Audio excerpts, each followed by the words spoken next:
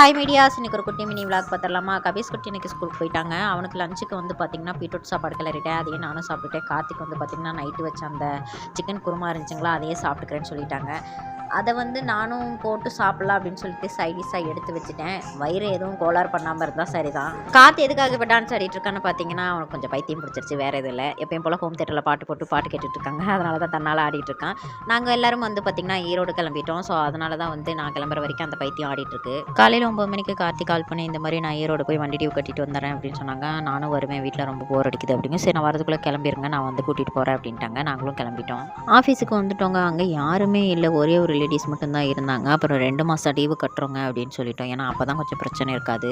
இல்லைனா நமக்கு வாடகை, சீட் அமௌண்ட்டு, தம்பிக்கு ஸ்கூல் ஃபீஸு இது எல்லாமே ஒன்றா வந்து சேர்ந்துரும். அதனால் வந்து 2 மாதம் அமௌண்ட்டையும் நாங்கள் கட்டிடுறோம் அப்படின்ட்டு 7500 அமௌண்ட் பே பண்ணிவிட்டு அங்கேருந்து கிளம்பிட்டோம். நம்ம 2 மாதம் அமௌண்ட் பே பண்ணதுக்காக நம்மளுக்கு அமௌண்ட்டும் லெஸ் பண்ணாங்க. எவ்வளோ தெரியுங்களா? 10 ரூபா லெஸ் பண்ணியிருக்காங்க.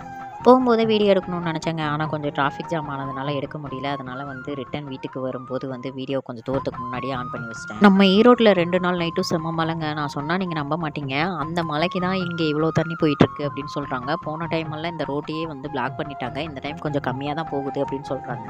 கார்த்திகிட்ட ஒரு 2 நாளாக வாய்க்காலுக்கு கூட்டிகிட்டு போடா சும்மா அப்படின்னு சொல்லி கேட்டுகிட்டே இருந்தேன். அவன் இந்த தண்ணியெல்லாம் பார்த்ததுக்கப்புறம் வாய்க்காலுக்கு போகணுன்னு ஆசைப்பட்டியெல்லாம் இங்கே இறங்கிறியா அப்படின்னு சொல்லி கேட்க ஆரம்பிச்சிட்டான். நான் இறங்கி இருந்திருப்பேன். ஆனால் பெரிய பையனை வந்து ஸ்கூலுக்கு அனுப்பியாச்சுங்க. 3:30க்கெல்லாம் அவன் வீட்டுக்கு வந்துடுவான். அதுக்குள்ளே நம்ம வீட்டுக்கு போகணும் அப்படின்னு சொல்லிட்டு தான் நாங்கள் கொஞ்சம் குயிக்காக அந்த இடத்துல ஸ்டாப் பண்ணணும் கூட கிளம்பிட்டோம். வர வழியில் ஹோட்டலில் நிறுத்தி சிக்கன் பிரியாணி வாங்கிட்டான ஒரு 2-3 இடத்துல கேட்டாங்க. நான் வேண்டவே வேண்டான்னு சொல்லிட்டேன். ரீசன் என்னன்னா, நேற்று நைட்டு நம்ம சாப்பிட்ட புரோட்டாவே இன்னும் வயிற்றுக்குள்ளே இருக்கிற மாதிரி ஒரு ஃபீல் ஆகுது. அதனால் வேண்டாம் அப்படின்ட்டு என் வாழ்க்கையிலேயே முத பிரியாணி வாங்கி தரேன்னு சொல்லி வேணான்னு சொன்னது இந்த நாளாக தான் இருக்கும்னு நினைக்கிறேன். பிரியாணி தாங்க வேண்டான்னு சொன்னேன். ஆனால் ஜூஸ் வேணும் அப்படின்னு வாய் விட்டு கேட்டுட்டேன். ஆனால் அவன் அதை மறந்துட்டு நேராக வண்டி முறுக்கிட்டான். அதுக்கப்புறம் பேக்கரியில் போய் நிறுத்திட்டு டீ வாங்கட்டா அப்படின்னு கேட்டேன். நம்ம தான் டீயே மறந்தே பல மாதம் ஆச்சு. சரி பரவாயில்ல வாங்கிட்டு வா அப்படின்னும் அவனுக்கு ஒரு பிளாக் காஃபியும் எனக்கு வந்து பார்த்திங்கன்னா டீயும் வாங்கிட்டு வந்துட்டாங்க.